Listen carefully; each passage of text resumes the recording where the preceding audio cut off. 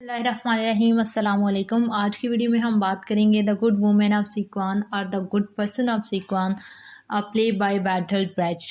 Non Aristotelian drama है ये लिखा गया था 1938 और 1941 के मिड में, दरमियान में, इसके बीच में। इसकी फ़र्स्ट परफॉर्मेंस हुई थी 1943 में। इसकी इम्पॉर्टेंट कैरेक्टर्स में हमारे पास है शेंटी, जो कि शूटा लड़के के तौर पे भी किरदार अदा करती है। वांग है इसके अंदर इम्पॉर्टेंट कैरेक्टर। गार्ड्स की अपीयरेंस होती है जिसमें first guard, second guard and third guard के नाम से इनको पुकारा जाता है। प्ले के अंदर इस तरह इंट्रोड्यूस कराया जाता है। ये कुछ इंपॉर्टेंट कैरेक्टर्स थे। अगर हम इसकी थीम्स की बात करें तो इसके अंदर गुडनेस का थीम बताया गया है, अच्छाई का थीम बताया गया है कि किस तरह अच्छे लोग दुनिया में सर्वाइव करते हैं। अभी भी अच्छे लोग दुनिया में मौजूद हैं, लेकिन इसके साथ साथ एक रियलिस्टिक डिस्क्रिप्शन ये भी दी गई है कि क्या सलूक किया जाता है इस माशरे में अच्छे लोगों के साथ। उनको उनकी अच्छाई के ज़रिए से किस तरह एक्सप्लॉइट किया जाता है, फ़ायदा उठाया जाता है उनकी इस चीज़ का।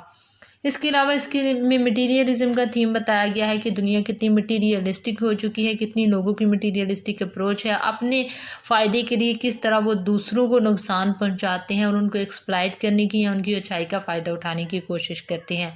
सबसे पहले अगर हम प्रोलॉग की बात करें तो सेटिंग है हमारे पास एक स्ट्रीट की, इवनिंग का टाइम है। वांग जो एक वाटर सेलर है, पानी बेचने वाला है, वो हमें स्टेज पे नज़र आता है। वो अपने आप को इंट्रोड्यूस कराता है और अब वो एक ख्वाब देखता है। उसकी स्पेशलिटी ये है कि वो गार्ड से बात करते हैं, उनको देखता है, उनसे मिलता है, उनके साथ अपना वक्त भी बिताता है। जब प्ले शुरू होता है तो वो गार्ड्स के साथ है, गार्ड से बातचीत कर रहा है। अब गार्ड्स उसको कहते हैं कि हम कुछ अर्सा, कुछ दिन, कुछ घंटे, जैसा तुम्हें मुनासिब लगे, इसके अंदर सिटी के अंदर गुजारना चाहते हैं, किसी के घर रहना चाहते हैं। मार्क्स जिस पर कहता है कि कोई मसला नहीं है, हर इंसान आपको अपने घर में रखना चाहेगा। ऑफकोर्स आप गार्ड्स हैं। वो कहते हैं ठीक है, फिर देख लेते हैं। जिस पर सबसे पहले वो मिस्टर फो के घर जाता है। अब इसके नाम से अपने परेशान नहीं होता कि Shen Te and Shui Ta and Shu and Fu and सो और वांग जैसे नाम इसके अंदर आएंगे, तो ये चाइनीज़ नेम है और ये इसी तरह के नाम होते हैं चाइनीज़ के। अब सबसे पहले वो मिस्टर फो के घर जाता है और दरवाज़ा खटखटाता है। मिस्टर फो खुद घर पे नहीं होते, लेकिन उसके नौकर घर पे मौजूद होते हैं। वो मना कर देते हैं। वो वापस आता है। वांग गार्ड के सामने शर्मिंदा होता है और दोबारा से अब जाता है, कहता है मैं किसी और के घर ट्राई करता हूँ। मिसिज सू के घर जाता है जो कि एक बेवा है। वो भी इनकार कर देती हैं कि मेरा घर छोटा है, मैं नहीं रख सकती। फिर वो मिस्टर टेस्टिन के घर जाता है। वो कहता है कि हमें अपनी बड़ी परेशानी है, हमारी जान छोड़ दो, spare us gods, we have other troubles. Wang तो वांग अब ज़्यादा परेशान होता है, वापस आता है, शर्मिंदा होता है गार्ड्स के सामने। अब गार्ड्स उसको कहते हैं कि बस तुम्हारी उम्मीद ख़त्म हो चुकी है। जिस पर वो कहते हैं नहीं, ऐसी कोई बात नहीं है, ये लोगों के छोटे छोटे अपने मसाइल होते हैं जिनकी वजह से ऐसा नहीं कर पाते, कुछ एक्सीडेंटल सर्कमस्टांसिस होते हैं, ऐसी बात नहीं है। मैं गली में देख लेता हूँ, मज़ीद घर है, आप वहाँ पर चले जाइएगा, सब आपको रखने के लिए तैयार होंगे। अब वो वापस चला जाता है और सोच रहा होता है कि किसके घर जाऊं और किसको कहूँगे गार्ड्स को रख लें। अब उसके जाने के बाद गार्ड्स आपस में डिस्कशन कर रही होती हैं कि क्या दुनिया से वाकई अच्छाई है। तो वो गया कि हमने मज़ीद जो सिटीज़ हैं उनमें भी देखा लोगों में अच्छाई नहीं थी, नेकी नहीं थी, रिलीजन का कॉन्सेप्ट ख़त्म होता चला जा रहा है। In Szechwan, in common, in Setzuan, accidental circumstances, every time there are not any religious people left. This is a naked truth and you don't know to face and you don't want to face it. अब एक guard दूसरे guard से ये बातें कह रहा है कि एक गार्ड कहता है कि नहीं, दुनिया में भी अच्छाई मौजूद है, अच्छे लोग मौजूद हैं, जिसकी वजह से दुनिया कह रही है, जिसकी वजह से ये दुनिया मौजूद है।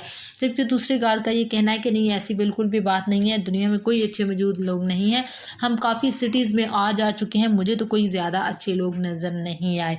अब वांग को समझ नहीं आ रही उधर कि वो किसके घर जाए। राह चलते लोगों से, यंग बॉयज़ गुजरते हैं, उनसे पूछते हैं आप गार्ड्स को अपने घर रख सकते हैं, तो वो साफ मना कर देते हैं कि हम गार्ड्स को अपने घर में नहीं रख सकते, हमें और भी बहुत सारे प्रॉब्लम्स हैं। अब इतने में एक प्रॉस्टिट्यूट रह जाती है जिसका नाम शेंटी है। शेंटी एक प्रॉस्टिट्यूट है, यही हमारी हीरोइन है ड्रामे की। मज़ीद इसी के बारे में हम जानेंगे और पूरा प्ले इसी के गिर्द घूमता है। अब हम देख लेते हैं कि शेंटी क्या जवाब देती है। वो कहती है मेरी कुछ मजबूरियां, मैंने भी घर का रेंट भी पे नहीं किया, ये वो, लेकिन वो एक अच्छी लड़की है, दूसरों को फ़ायदा पहुंचाती है अपनी ज़ात से और आखिरकार उसको हाँ कर देती है और उसे कहती है थोड़ी देर बाद आना, मैं घर की सफाई वगैरह कर लूँ। अब वो चला जाता है गार्ड्स के पास और उनको जाके कहता है कि थोड़ी देर बाद रूम फिक्स हो जाएगा आपके लिए।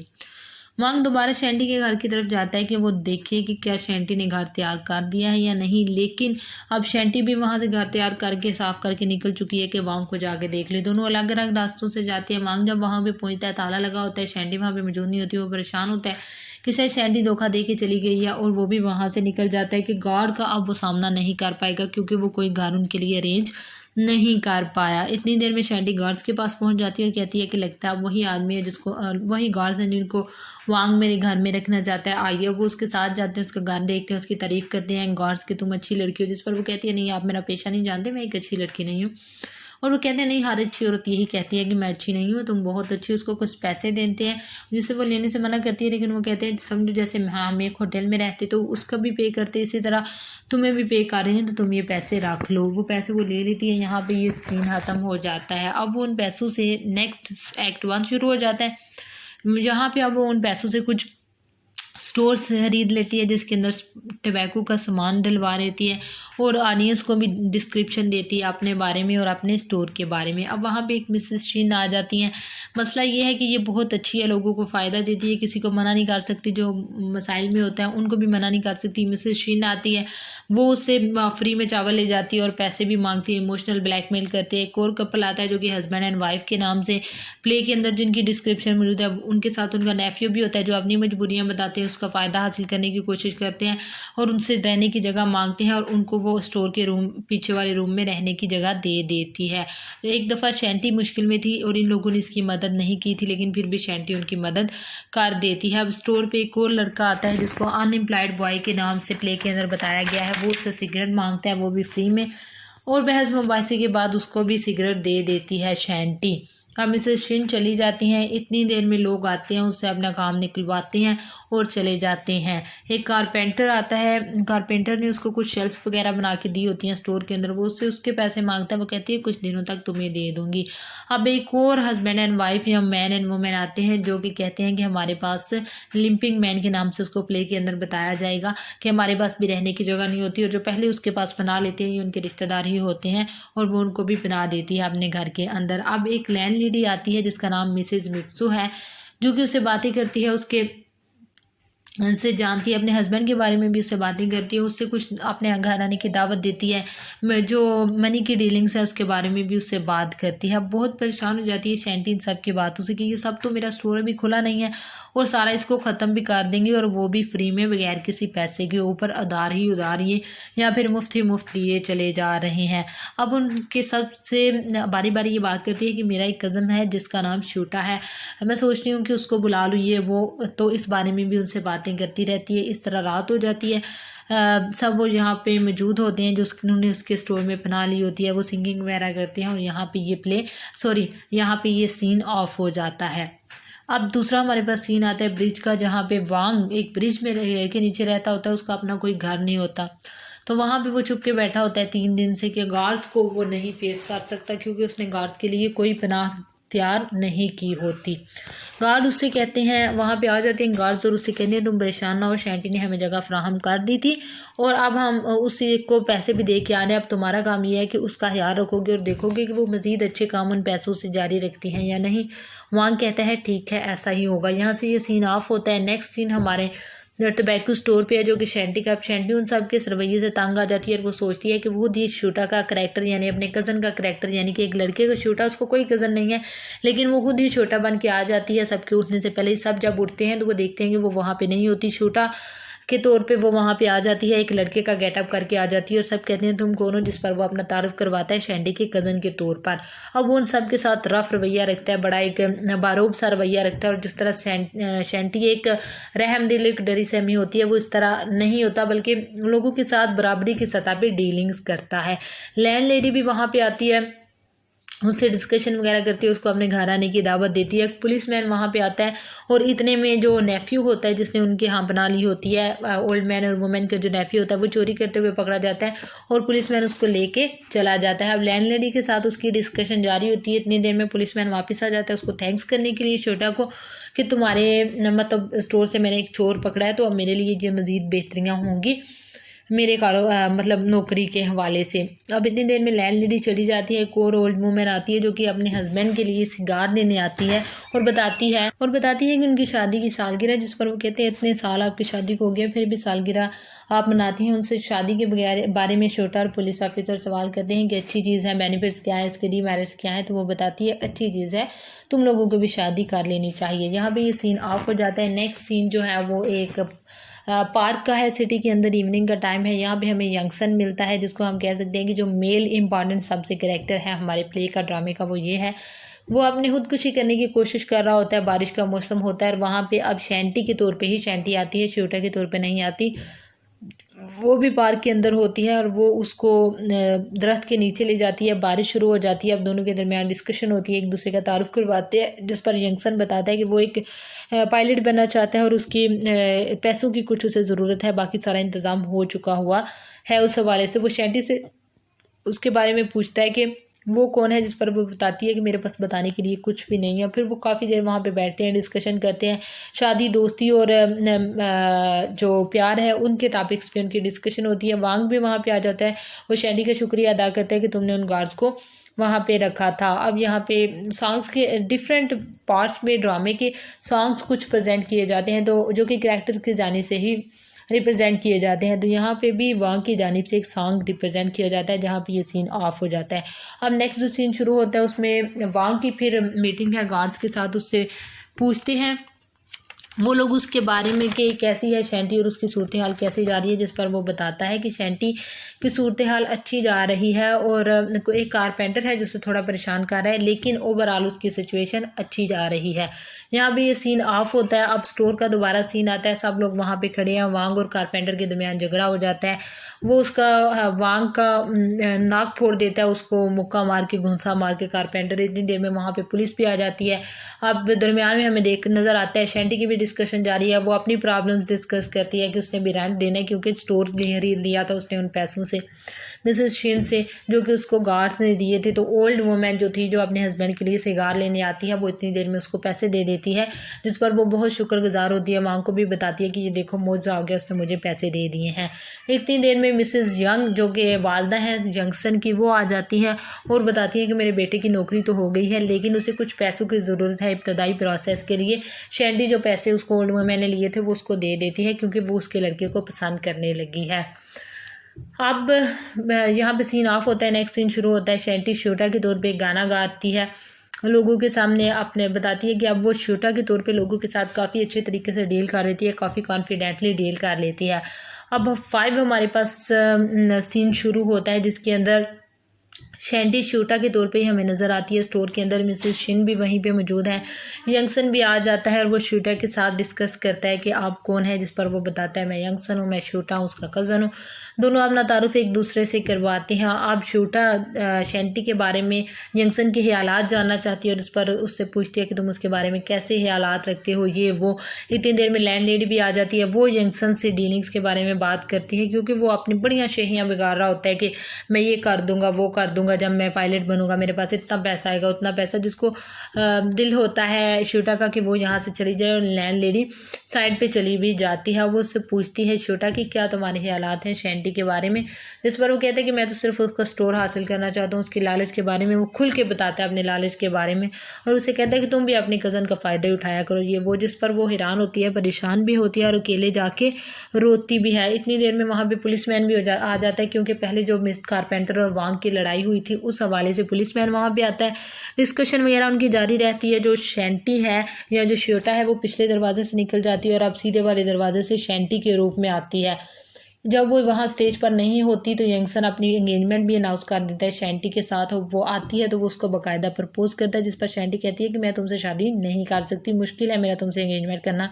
जिस पर वो कहते हैं कि तुम्हारी कज़न ने तुम्हें बताया होगा मेरे बारे में कुछ बुरा, लेकिन मैं अच्छा इंसान बनने की कोशिश करूँगा सिर्फ तुम्हारे प्यार के लिए। अब उसको इमोशनली ब्लैकमेल करता है, जिस पर वो मान जाती है उससे शादी करने के लिए।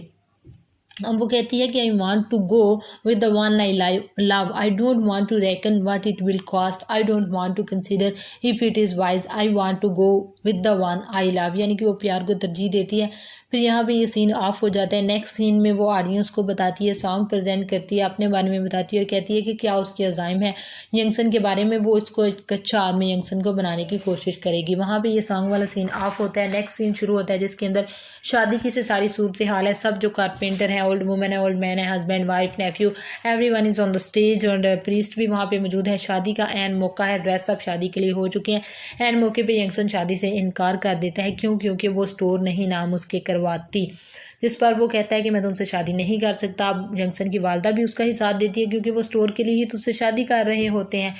वो काफ़ी बहस होती है इसी दौरान। ज़्यादातर लोग जंक्शन का ही साथ देते हैं, शैंटी का साथ नहीं देते। शैंटी को बुरा भला कहा जाता है और एक सॉन्ग प्रेजेंट किया जाता है। यहाँ पे ये सीन ऑफ हो जाता है। नेक्स्ट सीन यहाँ पे शुरू होता है कि वांग सो रहा होता है, गार्ड आते हैं और उससे शैंटी के बारे में पूछते हैं, जिस पर वो कहता है कि शैंटी की तबीयत ठीक नहीं है, मतलब उसके हालात ठीक नहीं है, आप उसकी मदद करें। जिस पर वो कहते हैं कि हम कुछ नहीं कर सकते, उसको खुद ही करेज हौसले से और अपनी अच्छाई की ताकत से ये सब कुछ करना होगा। यहाँ पे ये सीन ऑफ हो जाता है। 7 सीन शुरू होता है जिसके अंदर अब शैंटी अपने स्टोर पर मौजूद है। उसने वो स्टोर बेच दिया है और बेचकर ओल्ड वुमेन का कर्जा वापस कर दिया जो उसने ओल्ड वुमेन से पैसे लेके यंगसन को दे दिए थे। अब सब उसके साथ सारे अफसोस करते हैं, बारी बारी शैंटी के पास आते हैं। यंगसन भी आता है और उससे सारे अफसोस करते हैं, लेकिन वो कहती है मेरी तबीयत ठीक नहीं है, मैं अकेली रहना चाहती हूँ। अब दोबारा से शूटा के रूप में वो वहाँ पे मौजूद है। वहाँ पे सीन ऑफ हो गया था, नया सीन शुरू हुआ। अब दोबारा वो शूटा के रूप में हमें स्टेज पर नज़र आती है। अब उसने एक छोटा सा कैबिन बना लिया जिसके अंदर वो तंबाकू बेचती है। बिल्कुल छोटी सी फैक्ट्री है उसकी। अब वहाँ पे मिसेस जंक्शन और मिसेस जंक्शन से मुराद ये है कि जो जंक्शन के वालिद हैं उनका नाम यंग है और मिसेस यंग वहाँ पे आई है, यानी कि जंक्शन की वालिदा, और यंग भी वहाँ पे आया, जंक्शन भी वहाँ पे आया है। अब वो उससे दोबारा पैसों का मुतालबा करते हैं और कहते हैं कि मेरे साथ शादी कर लो, बस कुछ पैसों की अरेंजमेंट कर दो, तुम्हारा भी भला हो जाएगा, मेरा भी भला हो जाएगा। लेकिन वो कहती है कि मेरी जान छोड़ दो। इन शॉर्ट वो यही कहती है कि मेरी जान तुम लोग छोड़ दो। अब अनएम्प्लॉयड मैन भी वहाँ पे आ जाता है। सब उससे शैंटी के बारे में सवाल करते हैं कि शैंटी का है, जिस पर शूटा कहती है कि वो चली गई, अब नहीं वो वापस आएगी। जिस पर कहते हैं कि ऐसा कैसे हो सकता है, वो क्यों नहीं वापस आएगी। यानी कि वो जंक्शन और मिसेस यंग वहाँ पे आए थे, शूटा के रूप में थी, शैंटी वहाँ पे नहीं थी। वो शूटा से हेल्प के लिए कह रहे थे पुलिसमैन और पुलिस और पैसों के हवाले से, कि पुलिस भी पीछे पड़ चुकी थी जंक्शन की उसके कुछ अपने गप्पलों की वजह से। और वो कहते हैं कि वो मेरी कज़न तुम लोगों से तुमसे शादी नहीं कर सकती, तुम लोगों के साथ ताल्लुक़ नहीं रखना चाहती, और वो वहाँ से जा चुकी है। यहाँ से थोड़ी सी मुझे लगता है आपको कन्फ्यूजन होगी क्योंकि मैंने शूटा और शैंटी में थोड़ा सा कन्फ्यूजन कर दी। तो ये आप समझ लीजिएगा कि शूटा के करैक्टर में अभी वो वहाँ पे मौजूद है और यंगसन और उसकी वालदा उसके पास आते हैं, और शैंटी यहाँ पे अब स्टेज पे मौजूद नहीं है, यानी कि वो शूटा के रूप में है। अब मसला ये हुआ कि एंगेजमेंट तो उनकी हो चुकी हुई थी, जिसकी वजह से वो प्रेग्नेंट हो चुकी है और वो दिन ब दिन मोटी होती चली जा रही है, लेकिन रूप उसने शूटा का धारा हुआ है, जिसकी वजह से वो परेशान है कि लोगों को जल्द पता चल जाएगी उसकी असलियत। और इसी सब परेशानियों की वजह से वो रूम में जाके रो रही होती है एक दफ़ा, और बाहर सब उसको सुन लेते हैं कि लड़की की आवाज़ में रोया जा रहा है। वो जब वो अंदर जाके देखते हैं तो वो शूटा ही होती है। वो कहते हैं कि तुमने शैंटी को मार दिया, उसका कत्ल कर दिया, वो रो रही थी, उसकी आवाज़ आ रही थी और तुमने उसको मार के कहीं दफन कर दिया। पुलिस भी वही होती है और वो उसको पकड़ के ले जाती है, और यहाँ पर ये सीन ऑफ हो जाता है। नेक्स्ट सीन हमारा शुरू होता है कोर्ट रूम के अंदर, जिसके अंदर जजेस वही 3 गार्ड्स हैं जो कि पहले वहाँ पे मौजूद थे, और वहाँ पे बहस मुबासा जारी है। केस के हवाले से सब अपने अपने व्यूज़ देते हैं, जिनमें ज़्यादातर लोगों के व्यूज़ शैंटी के ख़िलाफ़ ही होते हैं। सबसे ज़्यादा जो खिलाफ होता है शैंटी के, वो यंगसन ही होता है क्योंकि वो उसकी हेल्प नहीं करता। अब शूटा के रूप में ही है कोर्ट के अंदर भी शैंटी, वो दरखास्त करती है कि सब बाहर चले जाएं।